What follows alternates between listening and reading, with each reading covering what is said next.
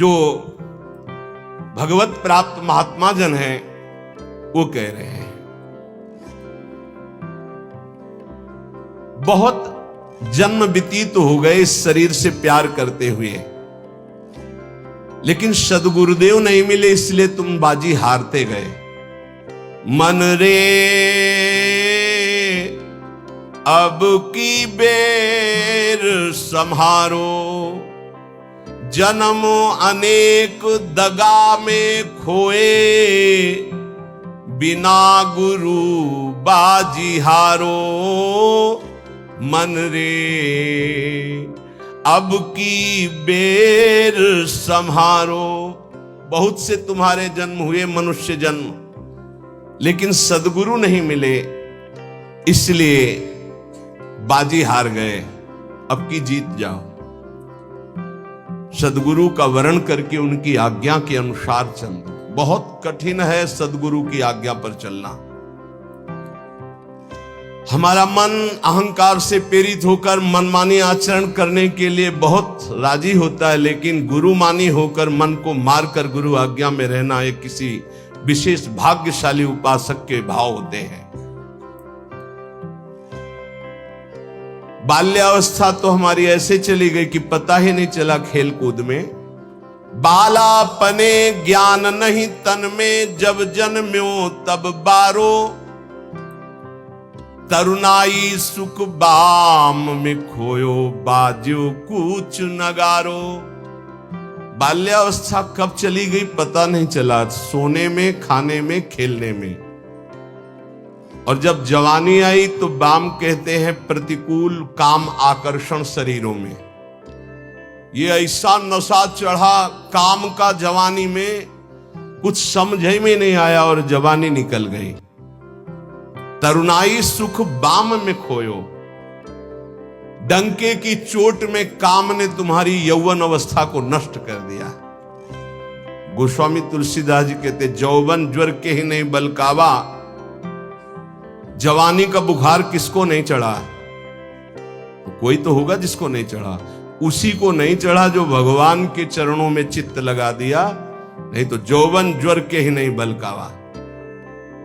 बड़ी कृपा होती है साधकों पर जब असुविधा जवानी में होती है। पेट में अन्न ही नहीं है तो काम की वृत्ति ही नहीं जागृत होती। बस एक ही आग लगी हुई है, कैसे ब्रह्म साक्षात्कार हो जाए, इस प्रपंच का बाध करके कैसे स्वरूप में स्थित हो जाओ। वहां कोई गुंजाइश नहीं कुछ सोचने की, देखने की, बोलने की। अब यौवन अवस्था में काम सुख और बुढ़ापा अवस्था में, बाल्यावस्था से जवानी तक जो किया उसके संस्कार खत्म, मनुष्य जीवन खत्म। खलक सब रैन का सपना, समझ मन कोई नहीं अपना। कठिन है मोह की धारा, बहा सब जात संसारा। घड़ा जो नीर का फूटा, पत्र जो डार से टूटा। जो पत्ता डाल से टूट गया दोबारा नहीं लगेगा। कच्ची मिट्टी में पानी भरा गया, फैल गई, किसी काम की नहीं रही। ऐसे ही बुढ़ापा के बाद एक अवस्था आती मृत्यु, फिर मानव जीवन गया, फिर अन्य योनियों में भटकना पड़ा। तीन लोक और भुवन चतुर्दश, सब ही काल को चारो। पूरी रहो जगदीश गुरु तन, बासे रहो नियारो। कहे कबीर सुनो भय साधु, सब घट देखन हारो। जन्म अनेक दगा में खोए, बिनु गुरु बाजी हारो। मन रे अब की बेर संहारो। चाहे जितना तुम पुण्य करके चाहे जिस लोक में जाओ, तीनों लोकों तक काल का नगाड़ा बजता है। हर समय वो विनाश लीला करता रहता है। सब काल का चारा है, कोई नहीं बच सकता। जैसे हरिवंश प्रपंच बंच सब काल ब्याल को खायो। यह जिय जान श्याम श्यामापद कमल संगी सिरनायो। गुरुदेव ने जिसको स्वीकार किया और जगदीश का ज्ञान प्रदान कर दिया, कबीर साहब कहते हैं भाई सुनो, वही विजय प्राप्त कर लिया जो घट घट में सबको आराध्य देव माना। हर घट में हमारा आराध्य देव विराजमान है, वो जीवन मुक्त हो गया। इस शरीर का धारण करना मानव देह का यही सफलता है। नाम जप करते हुए सब में भगवत भाव करके अपने आप का उद्धार कर ले। समझो रे भाई, समझो रे, अरे हिया नहीं रहना, करना अंत पयाना। जाना है भाई, जाना है, मरना है भाई, मरना है। आज नहीं तो कल मरना है। गंदे विषय सेवन करके नहीं, भगवान नाम जप करके, अच्छे आचरण करके, भगवत प्राप्ति करके मरना है। यदि हम इस मनुष्य शरीर से भगवत प्राप्ति नहीं कर पाए तो हमारे दुख का अंत नहीं होने वाला। प्रेम भक्ति की रीति समझ कर हित सो राम रिझावे, गोविंद के कौतुक गुण लीलाता को ध्यान लगावे। सेवा सुमिरन बंदन अर्चन नौधा सो चित लावे, अब की अवसर भलो बनो है बहुरी दाव कब पावे। भजन प्रताप उतरे भव सागर उर आनंद बढ़ावे, साधुन की संगति को साबुन लेकर ममता मैल बहावे। हे भाई, बिना प्रेम भक्ति के भगवान की प्राप्ति कठिन है। गोविंद के चरणारविंद का आश्रय लेकर नाम जप करते हुए जो लीला गाते हैं, अर्चन बंदन करते हैं, नौधा भक्ति करते हैं, उनके हृदय में प्रेम लक्षणा भक्ति जागृत होती है। ये प्रेम लक्षणा भक्ति साधु संग से आती है। साधु संग रूपी ऐसा साबुन है कि ममता रूपी मैल धुल जाता है, और जहां मन ममता रूपी मैल से रहित हुआ तहां प्रेम प्रकाशित हो जाता है। प्रेम प्रकाशित होने में जो बाधा है, भक्ति करते हुए और साधु संग करते हुए भी यदि प्रेम प्रकाशित नहीं हो रहा तो ये कुछ बाधाएं इसमें वर्णन की गई हैं। ध्यान से सुन लो और इनको कभी करना नहीं तो प्रेम भक्ति जरूर जागृत हो जाएगी। पहला, आहार दोष। ध्यान में बैठा लो या लिखते जाओ। आपको साधु संग मिल गया है, नवधा भक्ति कर रहे हैं, लेकिन प्रेम नहीं प्रकट हो रहा है। जैसे आप वृंदावन धाम वास कर रहे हैं, सत्संग कर रहे हैं, नाम कीर्तन कर रहे हैं, प्रेम नहीं प्रकाशित हो रहा है, तो इन दोषों को देख लो आपके अंदर है क्या। पहला है आहार दोष। आहार दोष बुरी कमाई से जो अन्न आता है वो बुद्धि को भ्रष्ट कर देता है। इसीलिए हम आकाश वृत्ति से जीते हैं। आकाश वृत्ति, हमारे पास वही अन्न आएगा जो श्री जी पास करेंगे। नहीं, हिम्मत नहीं किसी के यहां रख दे। यहां शासन है सहचरियों का। यहां ऐसा नहीं कि कोई पापात्मा आवे और आके गड्डी रख के चला जाए, ऐसी हिम्मत नहीं, उसके कदम नहीं उसके अंदर प्रवेश कर सकते। यहां शासन है, अव्यक्त शासन है। अगर यहां 100 रुपया कोई रखता है तो मेरी लाडली जू से प्रेरित होकर रखेगा, अन्यथा नहीं। इसीलिए दो प्रकार से हमारा भोजन चलता है। एक तो ब्रजवासियों की टूक मांग के आते हैं, और दूसरा आकाश वृत्ति से जो आता है, बिना मांगे, बिना इशारा किए और बिना किसी प्रकार का सम्मान दिए।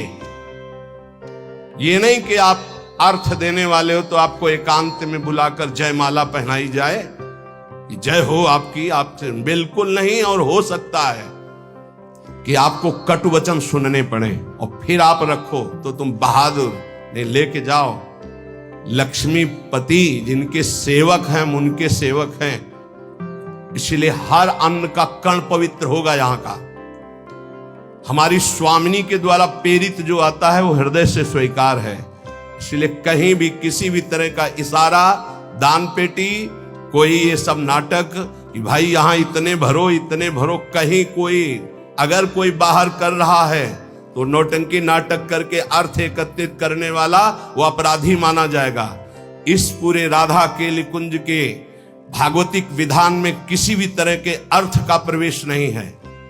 हम भिक्षुक हैं, हमारा भरण पोषण स्वामिनी से होता है। किसी के हृदय में ऐसे किया, स्वामिनी जी के आगे चढ़ गया, उसी से बिजली का बिल, उसी से उदर पोषण होता है। और ये हम इसलिए नहीं सुना रहे कि तुम चढ़ा देना।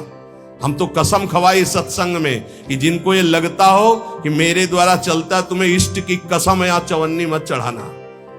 हम देखते हैं अपने स्वामी को, तुम्हारे से हमारा नहीं चलता, हम स्वामी से देखते हैं जिनसे अनंत ब्रह्मांड। तुमने सहयोग किया था ब्रह्मांड बनने में, क्या अनंत ब्रह्मांड एक संकल्प में बन गए, उनके हम दास हैं।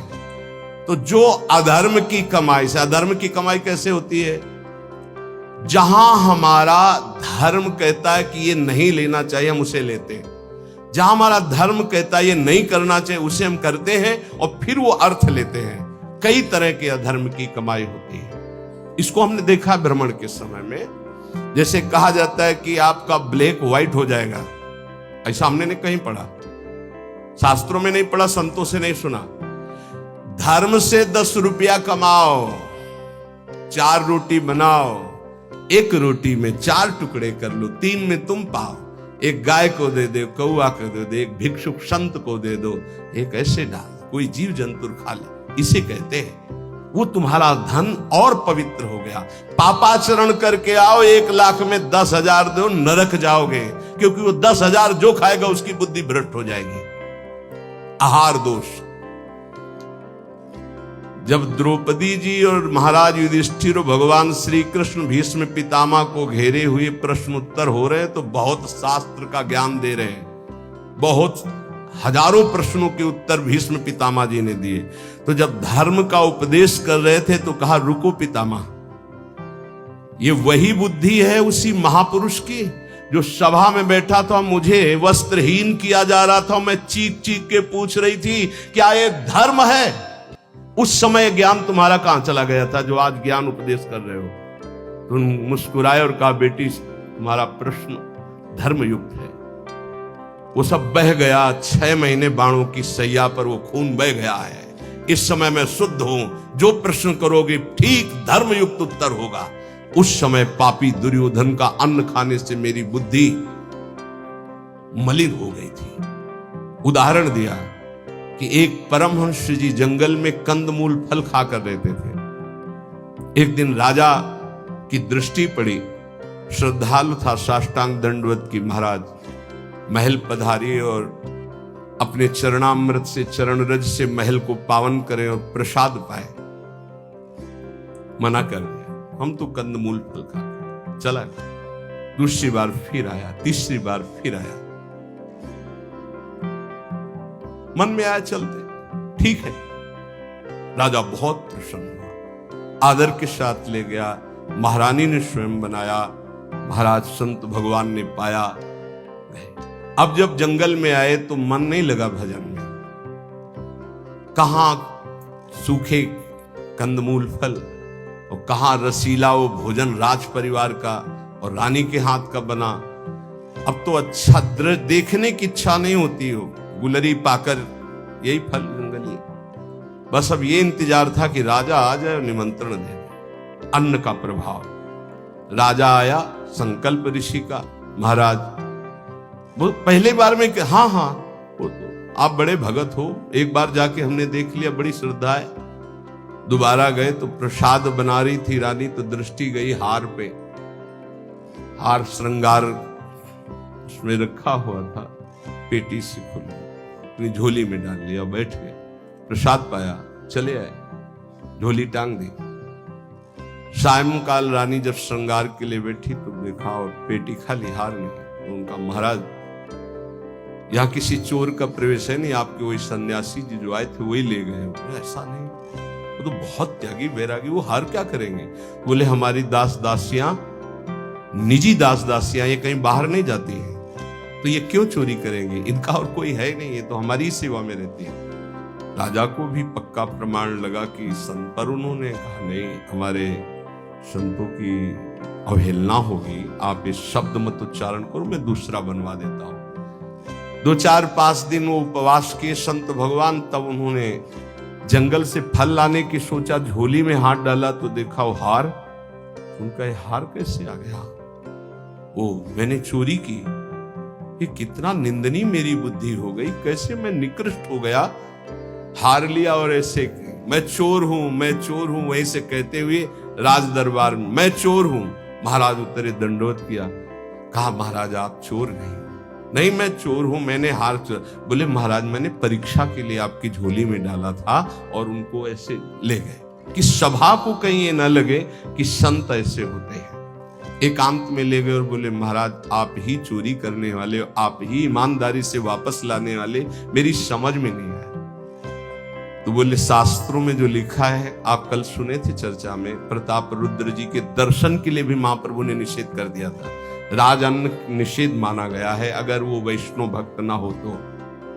बोले ये राज अन्न का प्रभाव है कि मेरी बुद्धि लुभायमान हो गई और स्वर्ण की चोरी कर ली, कई दिन से भोजन नहीं पाया, वो सूख गया, रक्त जल गया, तो इसलिए अब मेरी बुद्धि शुद्ध हुई। ये तुम्हारे अन्न का दोष है जो हमने 2 बार पाया, उससे मेरी बुद्धि पतित हो गई। तो पहला दोष है आहार दोष, बुरी कमाई का, चोरी के पैसे का, दूसरे के हक का, अन्न या जबरदस्ती कर लेने का, इस तरह का जो धन है उससे जो खान पान है, ये बुद्धि को भ्रष्ट कर देता है। जैसे ब्याज दर ब्याज, अब वो आपको पैसा मिलेगा तो फिर वो आपकी बुद्धि में भजन नहीं होने देगा। संकल्पित अन्न मिलेगा, कभी किसी का ऐसा दिया हुआ साधक को या गृहस्थ बट रहा है हलवा, भूखे मर रहे हो, ऐसे हाथ फैला दिए, तुम गृहस्थ हो, वृंदावन आए हो, एक दिन उपवास कर लो, थोड़ा सा कुछ लेकर पेट में डाल लो जो तुम्हारा धर्म की कमाई का, दूसरे का हलवा मत खाओ। मान लो हमारी बात, सारी बुद्धि नष्ट हो जाती, सुकृत नष्ट हो जाते हैं। आहार दोष पहला, कई बार बताया, इस पर ध्यान दीजिए। सतोगुणी पवित्र अन्न भी यदि मात्रा से अधिक हो गया तो रजोगुण, उस मात्रा से अधिक हो गया तो तमोगुण पैदा कर देगा, अल्प मात्रा में पाइए। दूसरा, शरीर को स्वस्थ रखिए। शरीर को स्वस्थ रखने के लिए, ब्रह्मचर्य पुष्ट रखने के लिए परिश्रम युक्त सेवा अत्यंत आवश्यक है, जिसमें पसीना चुए। ये दिनचर्या आज की नहीं जो आप देख रहे हो कि 1:30 बजे उठते हैं, तो ये आज की नहीं, ये जीवन की दिनचर्या है। सूर्य उदय होते होते परिक्रमा वृंदावन की हो जाती थी, अपनी रात्रि में उठे, 45 मिनट व्यायाम, 48 मिनट प्राणायाम, छड़ी उठाई, पूरे वृंदावन की परिक्रमा एक सांस में। इसके बाद आके श्री जी की मंगला, गुरु जी की सेवा में 9 बजे तक, फिर आके श्रृंगार, फिर गुरु जी की 2:30 बजे रोटी मांग करके एक बार 24 घंटे में, वो भी न सब्जी न दाल। ऐसे थोड़ी भगवत मार्ग की निरंतर भगवदाकार वृत्ति प्राप्त की जाती है। अस्वस्थता ये भी बाधक है, जब तक वृत्ति भगवदाकार ना हो जाए। अगर भगवदाकार वृत्ति है तो कोई फर्क नहीं पड़ेगा। भगवदाकार वृत्ति नहीं है और आपको केवल ऐसे ही नकली वो करके अल्ट्रासाउंड ऐसे और आपको बता दिया जाए कि आपकी किडनी थोड़ा दोष युक्त हो रही है, भजन करके दिखा देना, डिप्रेशन में पहुंचने लगोगे। पक्का समझना, शरीर स्वस्थ, चित्तवृत्ति प्रभु में लगा लोगे। शरीर अस्वस्थ है और चित्तवृत्ति भगवदाकार नहीं हुई तो इसी में कराओगे, पक्की बात समझ लो। और एक बार चित्तवृत्ति लग गई तो 2 किडनी की क्या बात, अगर 10-20 होती हो सब फेल हो जाती तो भी कोई फर्क नहीं पड़ता। पक्का मान लीजिए, पक्का मान लीजिए। इसीलिए संसारी पुरुषों को विश्वास नहीं होता कि क्या ऐसा भी हो सकता है, क्या ऐसा होता है। कर्तुम अकर्तुम अन्यथा कर्तुम सर्व समर्था सा ईश्वर। अभी क्या समझे हो तुम? अस्वस्थता से बचिए। प्रत्येक साधक से कहा व्यायाम करो, चाहे साधक हो चाहे साधिका। संयम से चलो। व्यायाम प्राणायाम अत्यंत आवश्यक है। ठीक है, आपकी दिनचर्या ऐसी, तो समय निकालो, ऐसी दिनचर्या में समय निकालो कि आप व्यायाम कर सको, आप प्राणायाम कर सको। मान लो मेरी बात, आहार अल्प पवित्र आहार है, पक्का, इसमें कोई संशय नहीं, गुरु प्रदत्त आहार है, और अल्प आहार तो शतोगुणी बना रहेगा। दूसरा, व्यायाम प्राणायाम प्रत्येक साधक को करना चाहिए। यह महापुरुषों को देखें, अपने गुरुदेव को भी देखें, क्योंकि आजीवन हमें संयम पूर्वक भजन मार्ग में बढ़ना है, तो ये दोनों बातें जरूर। तीसरा, आलस्य का त्याग। आलस्य, वृंदावन रहते हुए भजन करते हुए भगवत मार्ग में आपके प्रेम क्यों नहीं प्रकट हो रहा? ये सिद्ध महापुरुष के द्वारा बताए हुए। पहला, आहार दोष। दूसरा, शरीर को स्वस्थ रखो, नहीं तो अस्वस्थता में भजन नहीं होता। किनका? साधक का। तीसरा, आलस्य। ये सबसे ज्यादा साधक को परेशान करता है। ये तीन बातें पहले क्यों लिखी गई? अभी और है। प्रायः साधक को भोजन में स्वाद की बुद्धि रहती है। आलस्य को त्यागिए, नहीं तो प्रेम। काहे को इतना सोते हो? हम तो प्रभु से मनाते थे कि हमें नींद ना आए, प्रभु मेरी नींद खत्म हो जाए। वो आज उसकी कृपा का फल प्राप्त हो रहा है। हाँ, नींद नाम की चीज नहीं है यदि और कोई डिस्टर्ब भी नहीं, कोई परेशान भी नहीं है। ये बस अगर आप ठिकाने देखो, नींद को विश्राम जो इंद्रियों को मिलता है नींद में ना, वो संसार का चिंतन छोड़ने से। खास बात समझिए, 6 घंटे संसार का चिंतन छोड़ के बड़ा फ्रेश लगा, और 6 घंटे अगर भगवान के चिंतन में संसार को भूल गए तो कैसा लगेगा? सोचो। चौथा है प्रमाद। प्रमाद माने जो अभी काम करना है वो कल करने देना। करने योग्य काम को आगे के लिए छोड़ देना, और ना करने योग्य काम को तत्काल करना। जबकि साधक इसका उल्टा करता है, करने योग्य कार्य को तत्काल करता है, ना करने योग्य कार्य के लिए उपस्थित समय आने पर भी ओर से टाल देता है। कल देखेंगे उसके। ना करने योग्य कार्य को तत्काल करना और करने योग्य कार्य को आगे के लिए टाल देना, इसे प्रमाद कहते हैं। पुरुषार्थहीनता। जैसे कुछ लोग ऐसे कहते हैं कि अरे वो जब आपकी कृपा होगी तो सब हो जाएगा। हाँ, आकाश से उतरेगी कृपा। तुम्हें कह रहे नाम जप करो, समय से वाणी पाठ में जाओ, समय से ऐसे करो, ऐसे, ये कृपा नहीं और क्या? तुमको जो उपदेश कर रहे हैं कृपा नहीं तो और क्या? भगवान गीता में उपदेश कर रहे हैं, शास्त्रों में उपदेश कर रहे हैं, ढूंढ ढूंढ करके हर बात तुम्हारे कान तक पहुंचा रहे हैं प्रभु। ये तुम पर कृपा नहीं है? अब तुम आलस्य करो, प्रमाद करो। बहुत समझ में नहीं आता कि साधक क्या लक्ष्य लेकर के चलता है। पुरुषार्थहीनता है तो प्रेम प्राप्त नहीं होगा। पुरुषार्थ युक्त रहो, एक क्षण भी बर्बाद मत करो, कबहू काल वृथा नहीं जाए। इस पर ध्यान दीजिए, समय बर्बाद मत कीजिए। 1 मिनट आपका बहुत कीमती है।